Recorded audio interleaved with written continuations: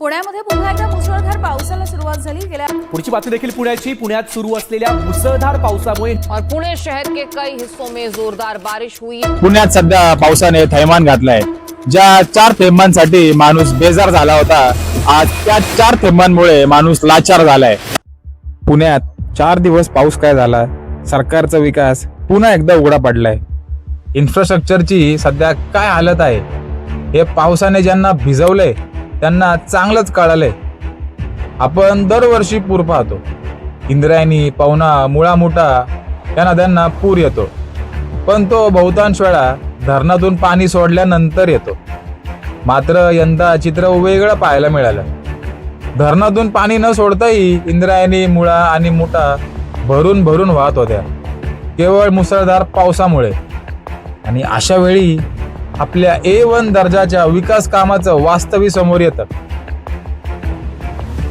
ज्या रस्त्यांवरून वाहने धावायला हवी होती तिथे पाणी धावत होतं, आणि काही ठिकाणी एक्सप्रेसवेचं रूपांतर थेट वॉटरवे मध्ये झालं।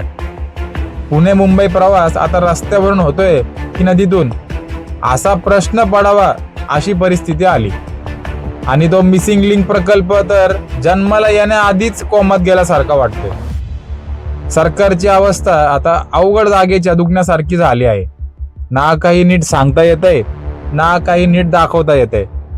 पण फक्त मंत्र्यांना दोष देऊनही काही उपयोग नाही, कारण म्हणतात ना, जशी प्रजा तसा राजा। दरवर्षी पाऊस येतो, यंदा तो थोडा उशिरा आला एवढंच। मग इतक्या वर्षात पावसाला तोंड देईल असं भक्कम पायाभूत नियोजन का झालं नाही? निवडणुका होऊन फार काळ लोटलेला नाही। प्रचारात दिलेली अनेक आश्वासनांनाही त्या पावसाच्या पाण्यानं वाहून नेलंय। आज परिस्थिती अशी आहे की आपले मंत्री, आमदार, खासदार आणि नगरसेवक विकासापेक्षा पक्ष बदलातच अधिक व्यस्त दिसत आहेत। गेल्या काही महिन्यात रात्रीच खेळ चाले राजकारणात पाहायला मिळालं। ते एखाद्या मालिकेलाही लाजवतील। नाही हो, मी अण्णा नाईकांच्या रात्रीच खेळ चालेबद्दल बोलत नाही। मी बोलतोय जनतेने निवडून दिलेल्या प्रतिनिधींच्या रातोरात बदलणाऱ्या निष्ठांबद्दल। या सगळ्यातून वेळ मिळाला तर कदाचित विकास कामं होतील। आणखी एक गोष्ट महत्वाची, यंदा एल निनोचा प्रभाव असतानाही महाराष्ट्रासह देशातील अनेक भागात मुसळधार पाऊस पडलाय। यावरून एक गोष्ट पुन्हा स्पष्ट होती, ती म्हणजे निसर्गापुढे कोणाचंच चालत नाही। म्हणूनच विकास करा, तो गरजेचा आहे, पण निसर्गाचा विचार करून। डोंगर पोखरून, नद्या अरुंद करून आणि कॉन्क्रीटचं जंगल उभं करून विकासाचा दावा करता येतो, पण जेव्हा निसर्ग उत्तर देताना तेव्हा त्याची किंमत सर्वसामान्य माणसाला मोजावी लागते।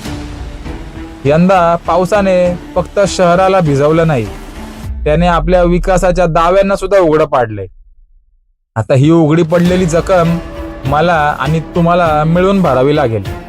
नाही हो, जास्त काय नाही करायचं आपल्याला, फक्त वेळोवेळी प्रश्न विचारावे लागतील। इन्फ्रास्ट्रक्चर अकाउंटेबिलिटी आपल्या नेत्यांना मागावी लागेल। कुठला निधी कुठे खर्च होतो हे सुद्धा पाहावं लागेल।